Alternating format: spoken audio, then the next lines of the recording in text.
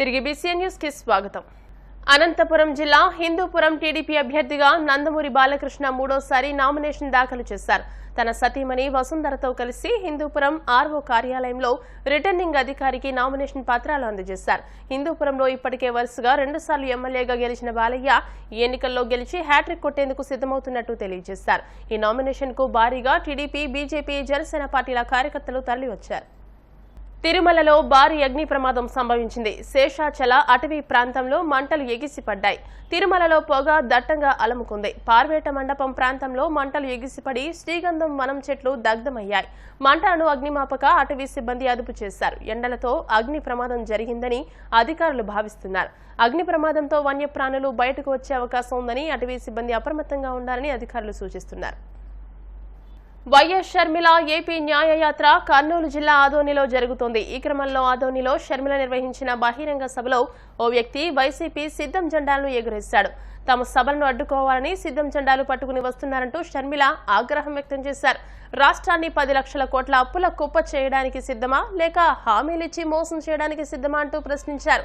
మోసం చేయడానికి మీరు సిద్ధమయ్యారని, వైసీపీని ఇంటికి పంపడానికి తాము సిద్ధమంటూ వ్యాఖ్యానించారు.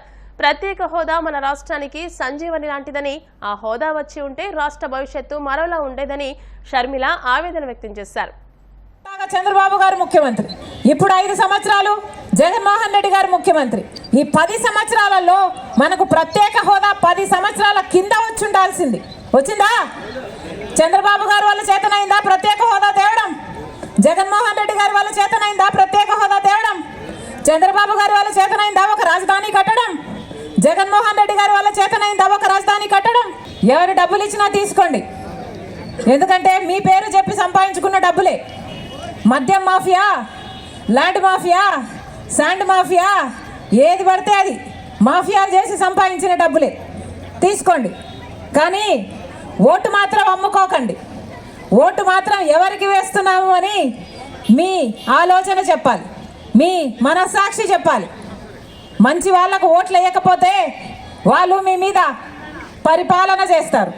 మిమ్మల్ని తొక్కేటట్టు మీ బిడ్డలు, మీ బిడ్డల భవిష్యత్తు మొత్తం అన్నీ నాశనం అయిపోతాయి. ఆలోచన చేయండి. 5 సంవత్సరాల కింద ఎన్నికలు వచ్చాయి, మీరు ఓట్లేశారు, గెలిపించారు, అవునా? ఎవరు మీ ఎమ్మెల్యే? ఎవరు మీ ఎమ్మెల్యే? గుమ్మనూరు జయరాం ఎలా చేశాడన్నా పరిపాలన? 5 సంవత్సరాలు ఏమైనా పనికొచ్చాడా? ఏమైనా చేశాడా మీకోసం? ఆలూరు నియోజకవర్గం కనీసం ఒక్క ఇంతన్నా అభివృద్ధి చెందిందా? ఒక్క ప్రాజెక్ట్ అయినా పూర్తి చేసుకున్నారా? ఒక్క రకంగానైనా బాగుపడ్డారా? మరి ఎందుకు వేయాలన్నా వీళ్ళకు ఓట్లు? మంత్రి కూడా అట కదా, కార్మిక శాఖ మంత్రి. ఎంతమంది బిడ్డలకు ఉద్యోగాలు వచ్చాయి? మీరు ఓట్లేసి గెలిపిస్తే మంత్రి కూడా అయ్యాడట కదా, బిడ్డలకు ఉద్యోగాలు వచ్చాయమ్మా. కార్మిక శాఖ మంత్రి అట. ఎంతమంది బిడ్డలకు ఉద్యోగాలు ఇచ్చారో చెప్పాలి. వచ్చినాయా? వచ్చినాయమ్మా. ఇప్పుడేమో ఇక్కడ పనికిరాడని పక్కన ఎక్కడో గుంతకల్లో వేశారట కదా. అంటే ఒక చోట చెత్త తీసి ఇంకో చోట వేయడం అన్నమాట.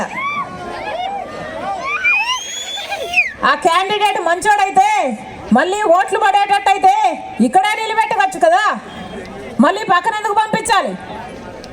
ఇక్కడ ఫెయిల్ అయ్యాడనే కదా ఇంకో చోటికి పంపిస్తున్నారు. ఆలోచన చేయండి, ఎవరికి ఓట్లేస్తున్నాం, ఎందుకు ఓట్లేస్తున్నామని.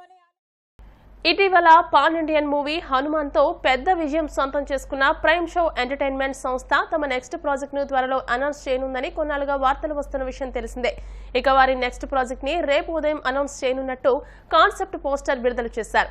నిరంజన్ రెడ్డి గ్రాండ్ లెవెల్లో నిర్మించనున్న ఈ మూవీ ద్వారా తమిళ దర్శకుడు అశ్విన్ రామ్ తెలుగు తెరకు పరిచయం అవుతున్నారు.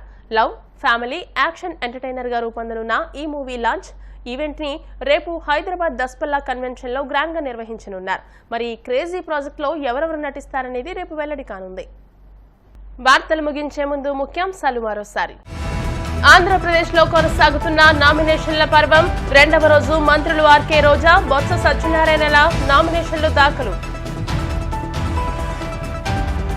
హిందూపురంలో ఉత్సాహంగా నందమూరి బాలకృష్ణ నామినేషన్, 3వసారి గెలుపొంది హ్యాట్రిక్ కొడతామంటూ ధీమా.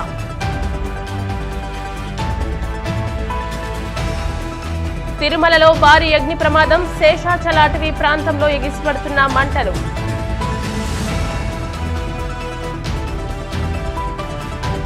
ఆదోనిలో కొనసాగుతున్న షర్మిల న్యాయయాత్ర, ఏపీలో సభలను అడ్డుకోవాలని వైసీపీ ప్రయత్నిస్తోందంటూ ఆరోపణ.